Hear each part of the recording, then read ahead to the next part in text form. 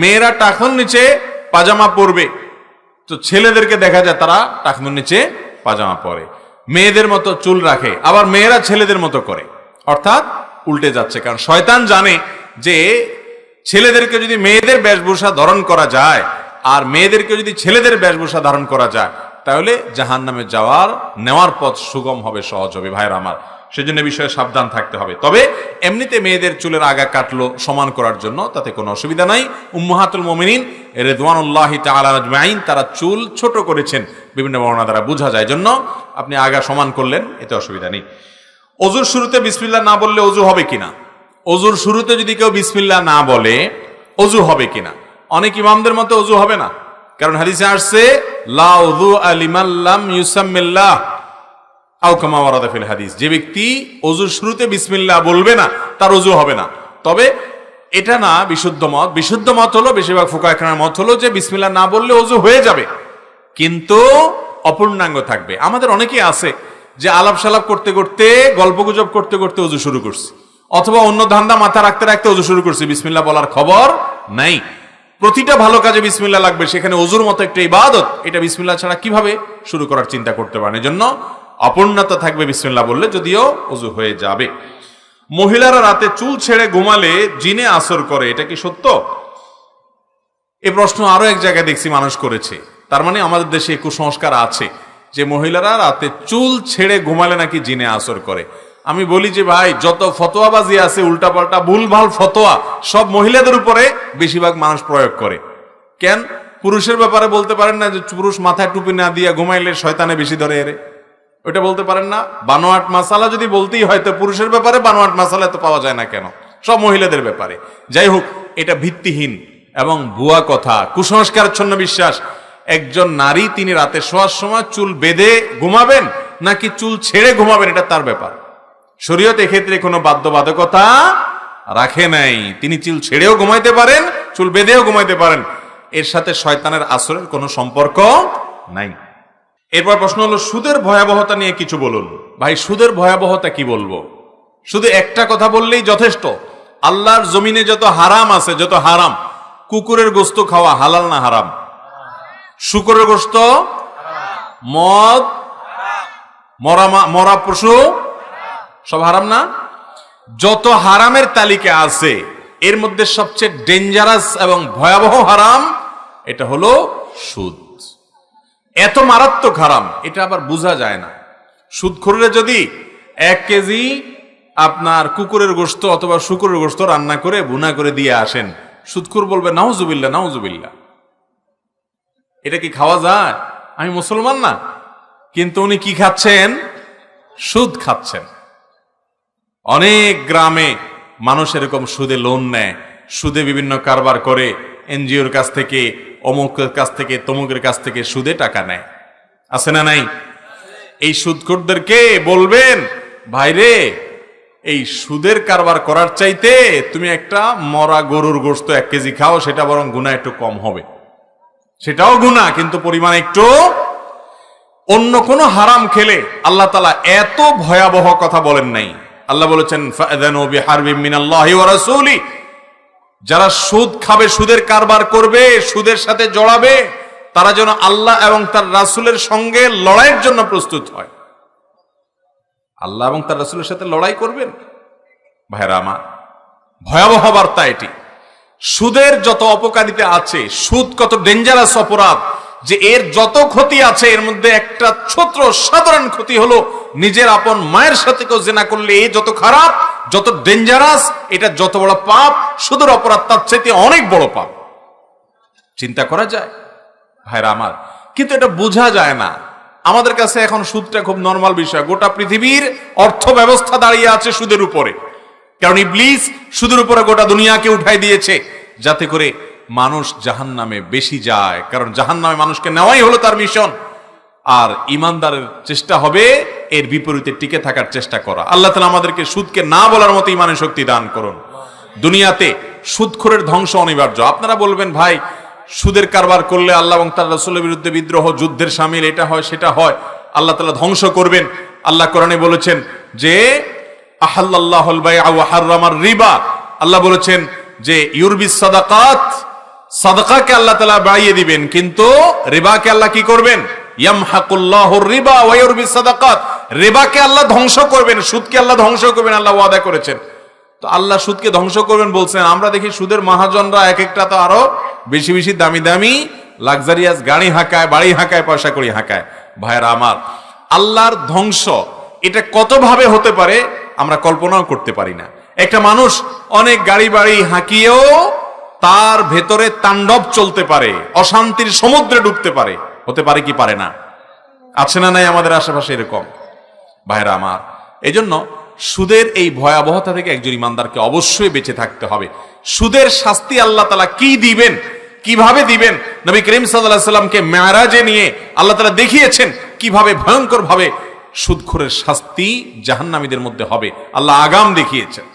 দুনিয়াতেও আল্লাহ তাআলা সুদখোরকে শাস্তি দিয়ে থাকেন। এই জন্য ভাইরা আমার, যত কষ্ট হয় হোক, হক হালালি চলবেন, প্রয়োজনে কষ্ট করে চলবেন, ব্যবসা একটু ছোট রাখবেন, তবুও সুদের কারবারে যথাসম্ভব জড়াবেন না।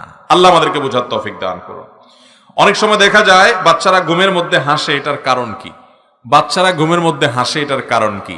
কেন শুধু বাচ্চারা হাসে, বড়রা হাসে না? আপনারা ঘুমের মধ্যে হাসেন না বলে কিভাবে টের পাবো? আমি ঘুমাইলে তো দেখি না। তো আপনি দেখেন না, কিন্তু আপনার আশেপাশে অনেক মানুষ দেখেন না ঘুমের মধ্যে মিটমিট করে হাসে। ঘুমের মধ্যে মানুষ হাসে নিশ্চয় এই কারণে যে ঘুমের মধ্যে এমন কোন স্বপ্ন দেখে, যে স্বপ্ন দেখার কারণে সে কি করে? হাসে। আবার ঘুমের মধ্যে মানুষ কাঁদেও, কাঁদার বানও করে, কারণ হয়তো সেরকম স্বপ্ন সে দেখে। বাচ্চারা একটু দুর্বল চিত্তের হয়, তাদের স্বপ্নগুলো খুব বেশি বেশি তারা স্বপ্ন দেখে। অনেক সময় শয়তান তাদের উপরে প্রভাব বিস্তার করে, তারা কান্নাকাটি করে, তারা আতঙ্ক বোধ করে, চিল্লায় উঠে, তাদেরকে ভীত সন্ত্রস্ত করে শয়তান। আবার কখনো এমন কোন দৃশ্য দেখে যেটা দেখে তারা হেসে দেয়। অতএব এই হাসিটা স্বপ্নে কোনো কিছু দেখার কারণে হতে পারে। কবরে 3টি নাকি 4টি প্রশ্ন করা হবে, কেউ বলে 3টা, কেউ বলে 4টা।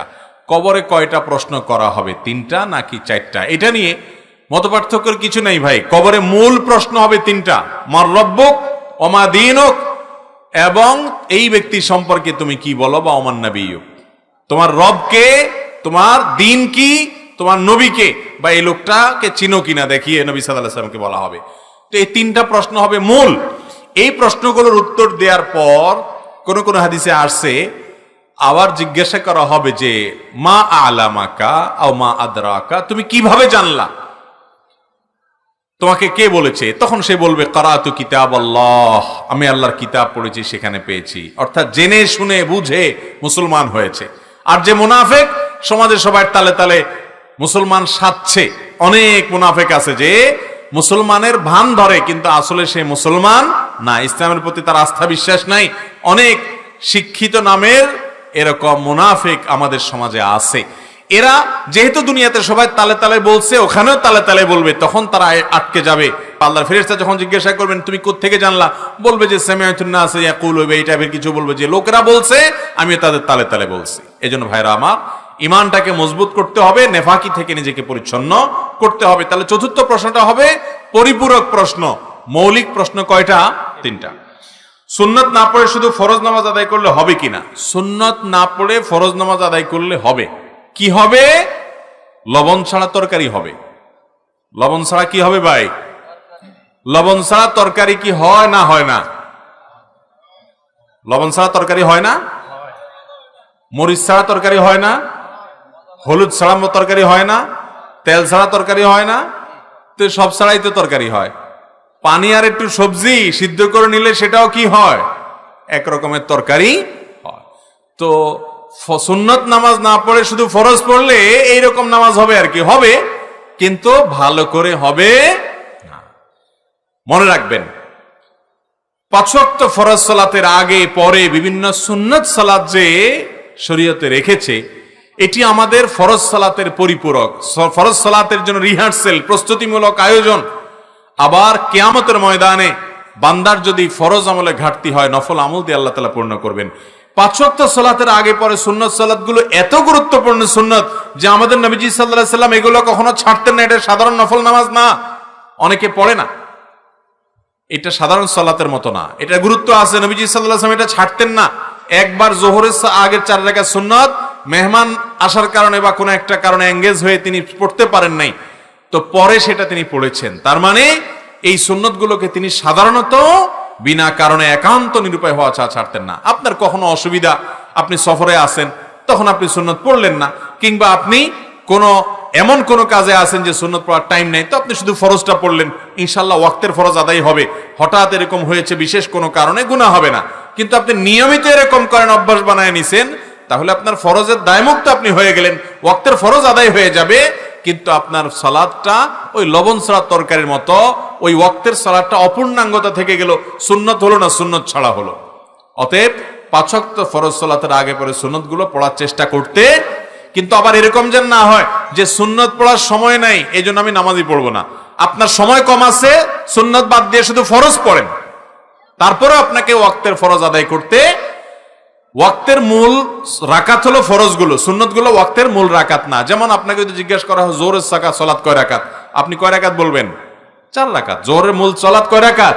4 রাকাত। তার আনুষঙ্গিক সুন্নাত সালাত আছে, মূল সালাত 4 রাকাত। কখনো যদি আপনার মনে হয় আপনি ক্রিকেট খেলার দেখতে গিয়া একবারে নেশায় বুধ হয়ে গেছেন, এখন আপনার সুন্নত সহ আগে 4 রাকাত, পরে 2 রাকাত, ফরজ সহ 15 মিনিট আপনি সালাত আদায় করবেন না, কারণ 1 ওভার বাকি আছে, মাত্র 6টা বল এর মধ্যে শেষ হয়ে যাবে, এই ফাঁকে আপনি নামাজ পড়তে গেলে আপনি এটা মিস করতে চাচ্ছেন না। ইমান যদি এত দুর্বল হয়, এই ফাসিকি চিন্তা ভাবনা যদি আপনার উপরে ভর করে, তাহলে কমপক্ষে 4 রাকাত ফরজ হলেও আপনি জামাতের সাথে পড়ে চলে যান, তারপরেও আপনি সুন্নত সহ পুরো প্যাকেজ পড়তে পারবো না, এই কারণে সালাতই পড়লেন না বা জামাতই তরক করলেন, এটা কখনো জায়েজ হতে পারে না। তাহলে খোলাসা কথা হলো, সুন্নত সালাত পড়ার চেষ্টা করতে হবে। কোনো বিশেষ কারণে কখনো বাদ গেল সেটা ভিন্ন কথা। শুধু স্বামী স্ত্রী একা একা বিবাহ বার্ষিকী পালন করতে পারবে কিনা? স্বামী স্ত্রী একা একা বিবাহ বার্ষিকী পালন করতে পারবে কিনা, তার মানে বাসার ভেতরে স্বামী স্ত্রী 2 জন হঠাৎ করে মনে হলো, আরে আজকের দিনে না আমরা 2 জন ফাঁসছিলাম, 2 জন ফাঁসছিলাম আজকের দিনে, একজন আরেকজনের গলা রশি ফালাইছিলাম এই দিনে, এটা স্মরণ হলো, এই দিনে আপনাদের 2 জনের মধ্যকার বৈবাহিক সম্পর্ক হয়েছে। স্মরণ হওয়ার কারণে এটা একটা বিশেষ ফিলিংস কাজ করলো, আলোচনা করলেন, নিজেদের ঘরোয়া কোনো কিছু, কোনো আনুষ্ঠানিকতা যেটাকে বলা যায় সেটা নয়, এতে কোনো দোষের কিছু নেই। কিন্তু মনে রাখবেন যে কালচারগুলো ভিন্ন ধর্মাবলম্বীদের থেকে এসেছে, ইহুদি নাসরাদের থেকে এসেছে, একজন মুসলমান সেগুলোকে অনুসরণ করবে। অতএব এটাকে আনুষ্ঠানিকতা দেওয়া, আনুষ্ঠানিকতা রূপ দেওয়া, ঘটা করা, এই কাজ সুন্নাত নয়, বরং এটি মুসলমানদের কোনো কালচার নয়।